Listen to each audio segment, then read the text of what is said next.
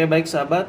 Di video yang kedua ini saya ingin lebih menjelaskan lebih detail ya, karena memang ada beberapa hal yang tidak tersampaikan dengan baik dan banyak yang saya lewatkan dalam menjelaskan dari indikator custom ini. Jadi emang ini indikator custom yang sering saya gunakan juga ya ketika saya melakukan transaksi dengan menggunakan eksekusi instan.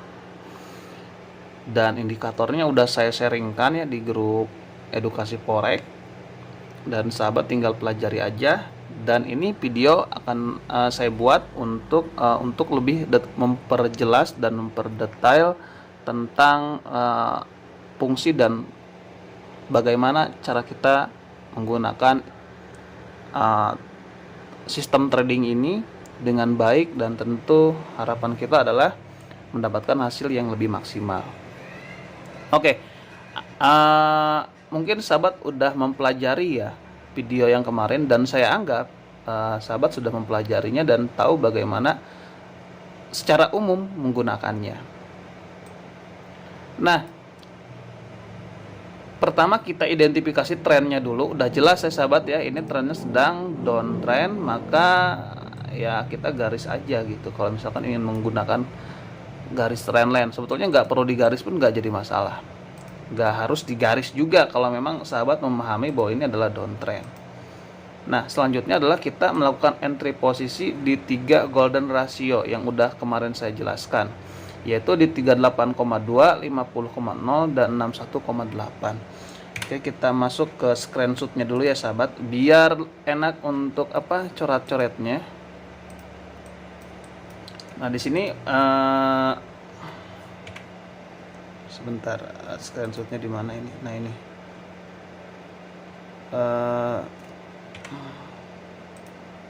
Oke. Nah, kemarin kita udah memahami bahwa kita akan melakukan entry di salah satu 3 golden ratio Fibonacci ya. Nah, di sini udah dijelaskan 61,8, 50,0 dan 38,2. Kalau kita lihat kasus dari market ini, bahwa jelas ini adalah marketnya sedang bullish ataupun trennya sedang naik ya. Jadi saya garis kembali menggunakan trendline umpamanya. Nah, ini jelas marketnya sedang bullish, dan kalau kita lihat harga sudah masuk ya, sudah masuk dan terkonfirmasi di area 3 golden Fibonacci, yaitu di area salah satu dari 3 golden Fibonacci. Nah, kalau misalkan kita lihat dari contoh kasus ini, yaitu harga sudah di reject di 38,2 ya, sudah di reject, sudah dipantulkan. Nah, sudah dipantulkan, dan kita cek konfirmasi entry posisinya juga dia mau crossing. Nah, kalau kemarin kita udah belajar bahwa dalam menggunakan RSI 5 dan MACD itu kan ketika harga crossing ya, kalau misalkan posisi kita adalah sebagai buyer, bahwa crossingnya itu dari bawah ke atas ya RSI-nya. Nah, RSI-nya ini harus crossing dari bawah ke atas, dan MACD-nya harus crossing dari bawah ke atas. Nah, terkadang memang nggak crossing sahabat, terkadang nggak crossing. Jadi dia itu bolak-balik aja di area-area atas, karena memang kan misalkan kalau strong bullish itu memang biasanya seperti itu. Osilator itu jarang oversold ataupun jarang dia misalkan uptrend ya, dia itu jarang berada di area bawah, kebanyakan tuh stabil di atas. Nah, sebetulnya ada konfirmasi untuk mengantisipasi itu. Misalkan nih nggak crossing, maksudnya nggak crossing di sini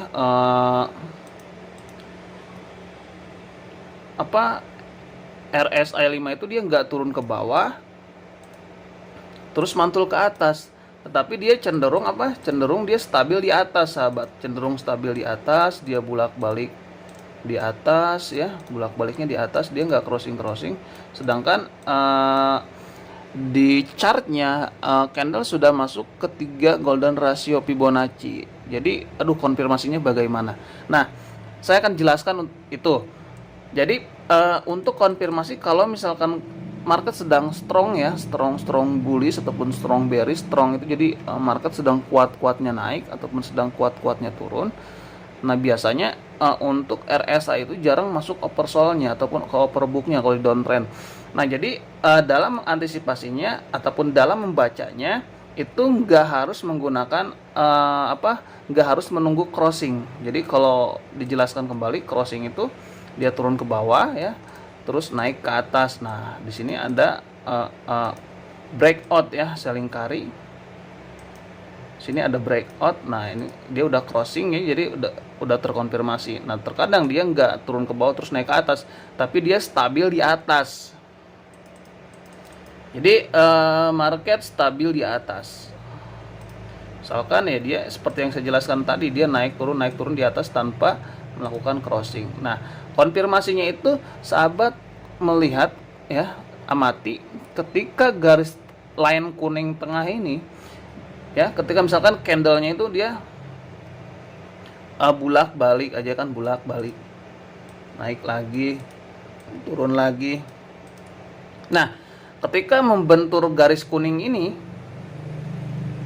garis line kuning dengan angka 50, lalu candlenya itu di reject ke atas ya, nah itu sudah terkonfirmasi untuk buy ya. Kalau memang situasinya di golden rasionya candle sudah masuk tetapi konfirmasinya masih bulak-balik di situ, maka sahabat bisa menggunakan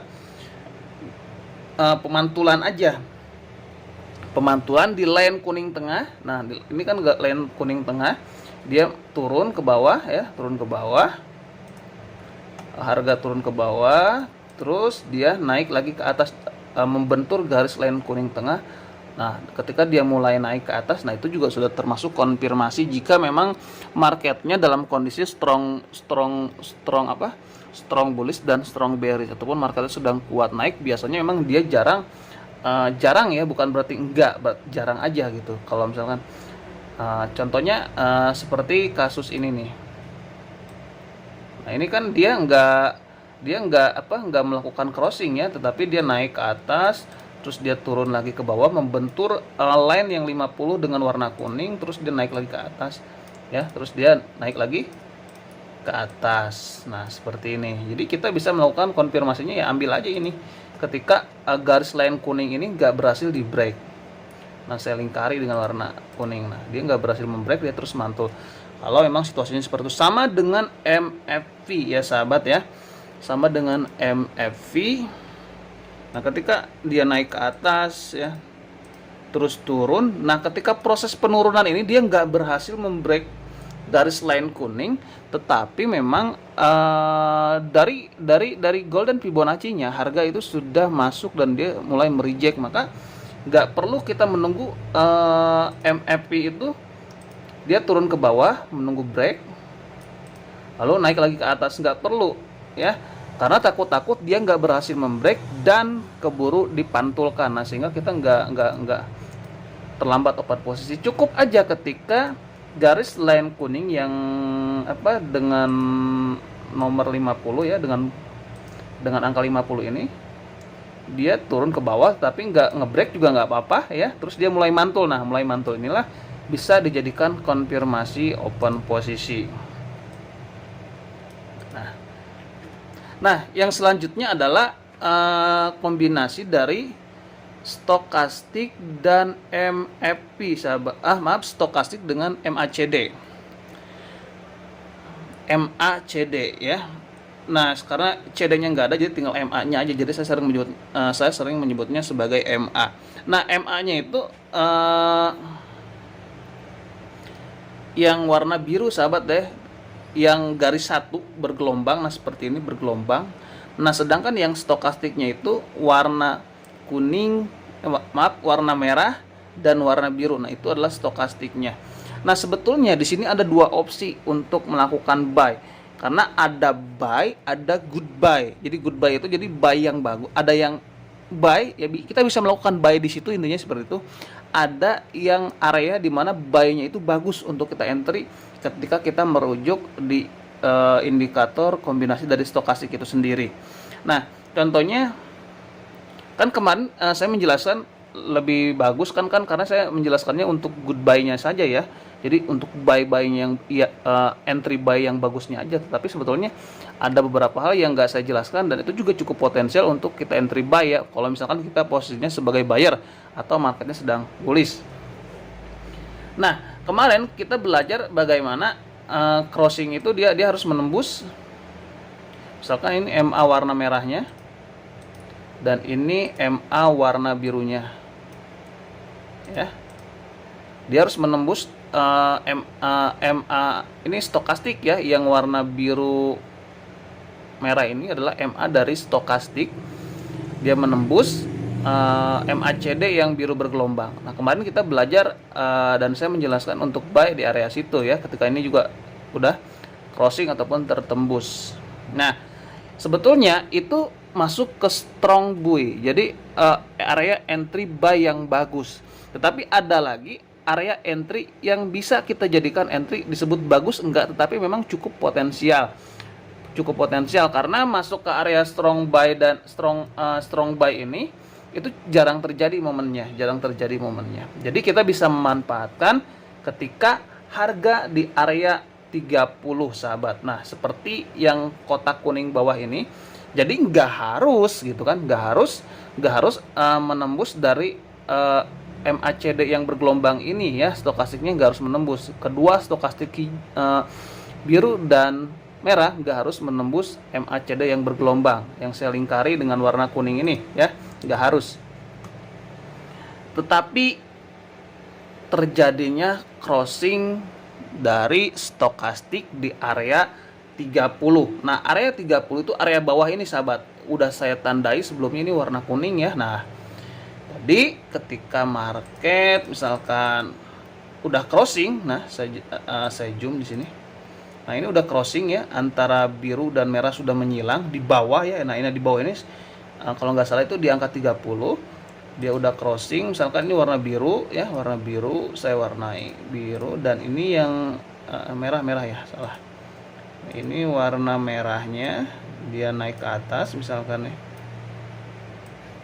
Nah, merahnya, dan ini warna birunya, artinya sudah terjadi crossing penyilangan untuk stokastiknya di bawah ya, penyilangan untuk stokastiknya di bawah, tetapi memang belum crossing di MACD gelombang birunya, tetapi di bawah dia sudah crossing stokastiknya antara biru dan merah yang bawah ini, yang saya lingkari ini sudah crossing ya, sudah crossing itu artinya sudah menyilang.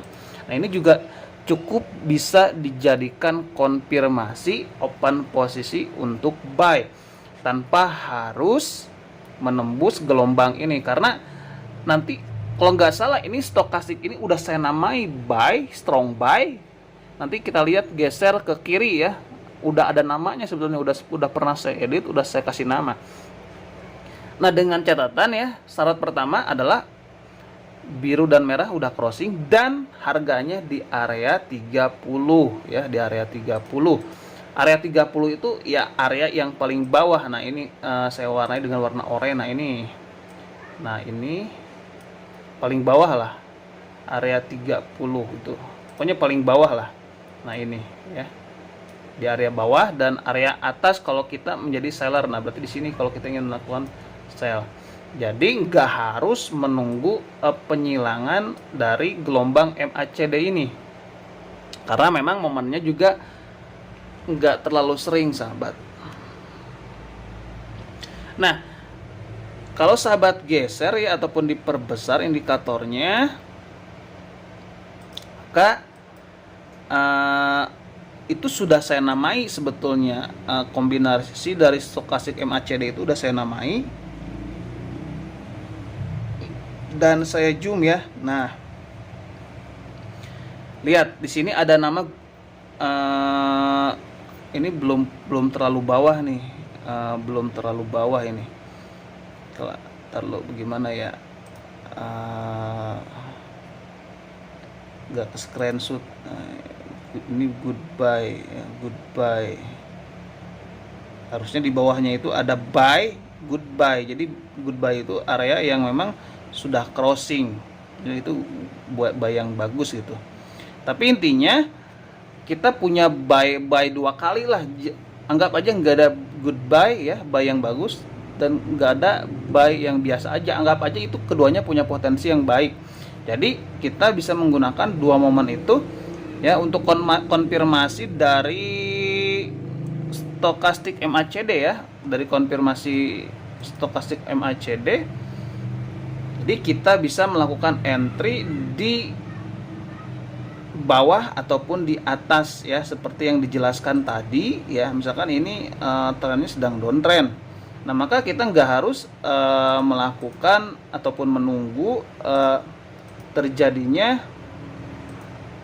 misalkan ini gelombang dari MACD nya ya, misalkan itu gelombang dari MACD nya. Nah, misalkan ini gelombang dari MACD nya, jadi kita udah bisa buy. Intinya gini, ini kita sederhanakan aja biar sahabat mudah memahaminya ya. Nah, kita buy di kotak ini bisa ya, buy lagi di kotak ini, dan kita bisa melakukan sell di kotak ini. Tetapi ingat, itu bukan patokan ya, ini bukan patokan, ini hanya konfirmasi. Berarti ada hal-hal yang harus diperhatikan, apa itu, dan itu udah dijelaskan ya di video sebelumnya. Ini membahas tentang stokastik kombinasi dari MACD. Jadi kita bisa buy di situ.